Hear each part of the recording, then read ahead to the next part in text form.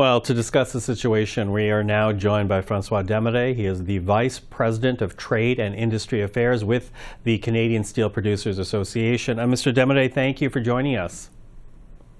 Thanks for inviting me. So this is not the first time that Donald Trump has targeted Canadian steel and aluminum.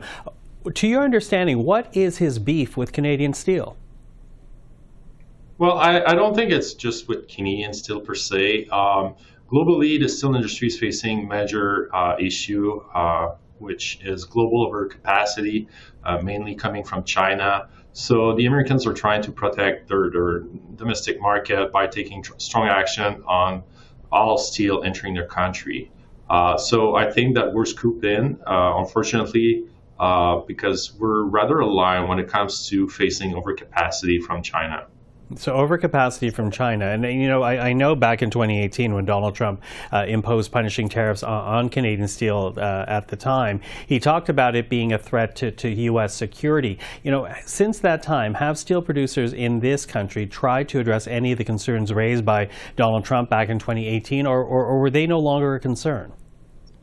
Absolutely. I think we've come a long way since 2018, 2019.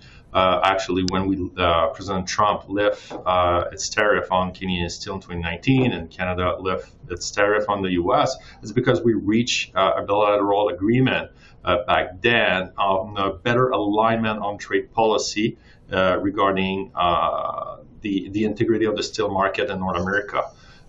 Back then, we decided that we were going to implement a better monitoring system of the steel coming into the country, which was done in Canada recently. And we also agreed to improve transshipment legislation in the country, which was also done over the years. And even more lately, we adopted the similar tariff on Chinese steel entering our country than the America did. And that was just a couple of months ago. So trying to address the concerns raised by Donald Trump previously and still apparently an issue right now. So you know, Mr. Trump is unpredictable. He doesn't always follow through with what he says. But if these tariffs do get applied to Canadian steel, what impact would that have on the industry in this country? It's going to be really damaging because we are highly integrated with the U.S. Just to give you an idea, over 50% of all steel production in Canada is sold on the U.S. market. We import 40% of all our imports in Canada comes from the U.S. So the integration of our steel market will make it very complicated and disruptive if we see tariff apply on both sides of the border. Are there alternate markets for Canadian steel? If not the U.S., can you start selling to another country to make up the difference?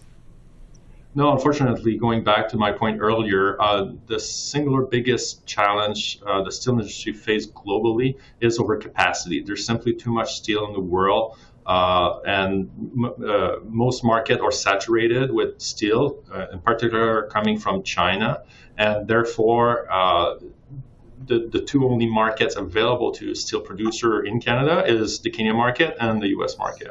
Mm-hmm. Can Donald Trump afford to make this move then? You know, you talk about an overcapacity of steel and you talk about how the Canadian economy would be hurt, but I'm also led to believe that the U.S. economy would also be hurt if tariffs are applied to Canadian steel and aluminum. Is that true? Or does the U.S. have a source outside of Canada that they can go to very quickly? No, actually, currently the U.S., they have measures, either tariffs or non-tariff barrier on any imports of steel going into the U.S., to the exception of Canada, Mexico, maybe not for long. But ultimately, it would damage both sides of the border because, for instance, in our case, we import a lot of our inputs from the U.S. So from U.S. customer, we're importing. We sell to the different U.S. industry, and then we buy back those products as finished goods, such as automotive. So it would have a damaging impact on both sides.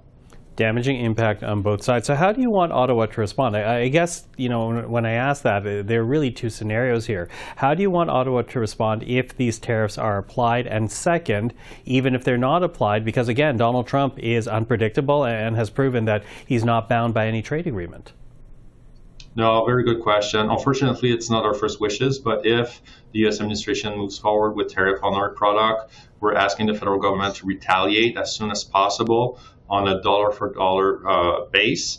And then we can look also at further way to improve the situation of the Canadian steel producers to face the situation imposed on us by the U.S. Are you hopeful that there might be a way to get Donald Trump to if he introduced these tariffs, to walk away from it or get away from it altogether? No, well, we managed to get them lifted back in 2019, so it's always possible to get them lifted. Of course, if tariffs are imposed on us, we will have to retaliate, and then we're going to have to take measures to protect our own interests. But I think in the long run, we're going to have to negotiate a deal or some sort of agreement between our two countries to lift those tariffs again.